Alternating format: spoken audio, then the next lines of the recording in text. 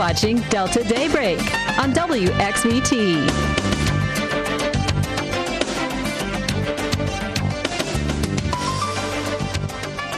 Good morning. It's Thursday, April 7th, 2016. I'm Candace Ray. Let's get straight into the weather with meteorologist Riley Hale. How's it looking today?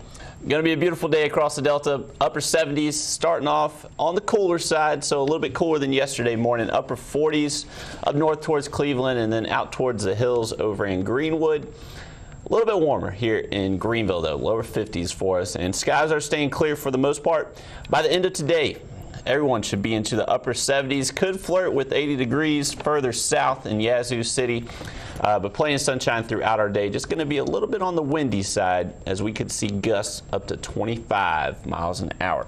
But I'll have more on your weather in just a little bit. Keeping our eye on House Bill 1523, the state of Mississippi is making headlines after Governor Bryant signed the Religious Freedom Bill into law. The measure allows some religious groups and private businesses to refuse service to lesbian, gay, bisexual, and transgender people based on religious beliefs. Well, as Paul Murphy reports, BILOXI is now trying to reassure potential visitors everyone is welcome in the popular Gulf Coast community. 4 million tourists now visit Biloxi every year. They come for the beach, the casinos, and the southern hospitality. Now city leaders worry visitors will stay away because of a new law in Mississippi that allows religious groups and some private businesses to deny services to gay and transgender people. The perception across the country is that this is discriminatory. For those people that have that view, we want to make it loud and clear that everyone is welcome in Biloxi. Tuesday, Mississippi Governor Bryant signed the Religious Freedom Bill into law shortly after lawmakers gave it final legislative approval. Well, I think it protects the religious freedom of people who have deeply held religious beliefs, and so did the legislature, and so the majority of the people of the state of Mississippi. A recent poll indicated nearly 2/3 of Mississippians support the new law. Pentecostal pastor David Tipton is one of them. We should be able to freely express our religious views and live by our conscience. Back in Biloxi, Eileen Ezel at the local landmark Mary Mahoney's restaurant says she was caught off guard by the new law. I don't know where this came from, but here at Mary Mahoney's we've been in business 52 years, and we've never discriminated, nor do we ever intend to discriminate. Hairstylist Leonie Johnston called the law heartbreaking. It's a very, very sad day for our state. Mississippi gets a bad rap, and this is just adding to it. The Mississippi law is now slated to take effect July 1st. There is already talk about a possible repeal effort and lawsuits filed to challenge the bill. There is fear of the consequences that this action could have to our future. Minnesota Governor Mark Dayton is banning all non-essential travel to Mississippi because of House Bill 1523. Well, it's the second southern state Dayton has targeted this week for enacting laws he says are discriminatory. Well, Mississippi isn't the only state receiving backlash over an anti-gay law. A law in North Carolina limits bathroom use for transgender people. But to say anybody can say it for whatever, these are my beliefs, that I don't have to follow the laws of equal rights, equal guarantees, equal protections, equal services to people based on their sexual orientation is, again, a fundamental violation of their constitutional guarantees, which have been established by federal law. Governor Dayton says non-essential travel includes business trips and conferences. And New York Governor Andrew Cuomo also signed an executive order banning all non-essential state travel, once again because of House Bill 1523. The order requires all New York state agencies, departments, boards, and commissions to immediately review and bar all requests for state-funded or state-sponsored travel to Mississippi. Any state that is discriminating on the basis of sexual orientation, our message is loud and clear. We think it's wrong. We want to have no part of it. And to the extent our employees are going to travel there, unless they really, really have to, we don't want it happening. New York State's ban on publicly funded travel will continue until House Bill 1523 is repealed.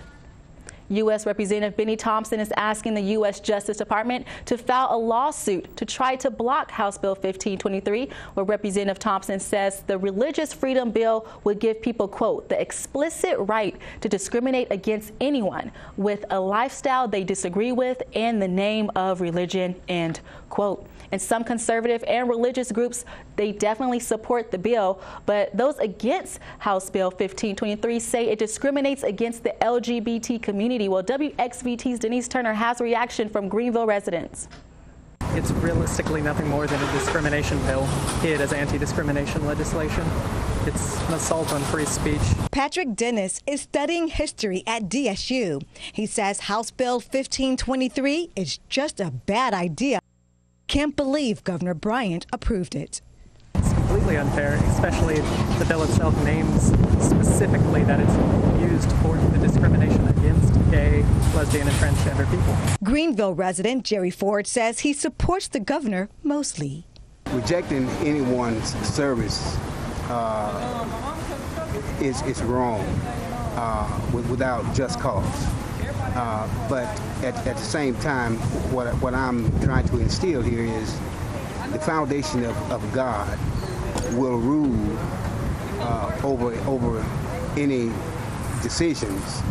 A heated conversation no matter who you ask. One resident asked a big question: how will this decision affect Mississippi's economy in the long run?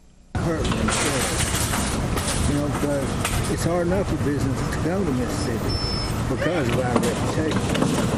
And there's, the big businesses are not going to come.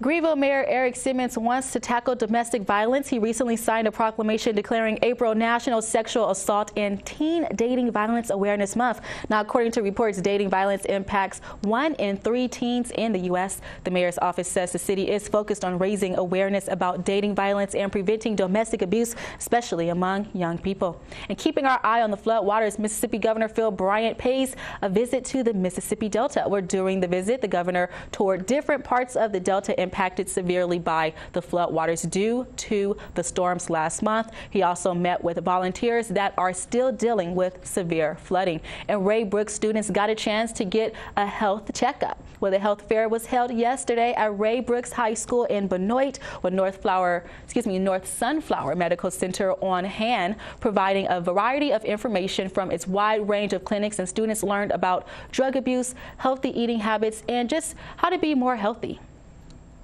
All of our snacks that we bring today are healthy snacks. If they will learn how to eat a healthy snack, take it home, it's cheaper than junk food. But if we teach the children something that they can take home to their parents, it will help the parents and the children become healthier community citizens. Perfect. To learn more on how you can improve your health, visit northsunflower.com. And Mississippi students are exploring career fields for the future, with more than 4,000 8th grade students from 37 school districts across the state participated in the Pathways to Possibilities Career Expo. Well, the fair was held yesterday at the Washington County Convention Center right here in Greenville. Students learned about training on the job, education requirements for work, and pay scales. So this will give students an opportunity to understand from hourly positions all the way to the executive suite, those things that they consider for future careers. And they're just being exposed to jobs that they may never have heard of or realized that you could get paid to do that. Attending the expo, teachers prep students through career exploration activities at school. And we'll be right back after the break.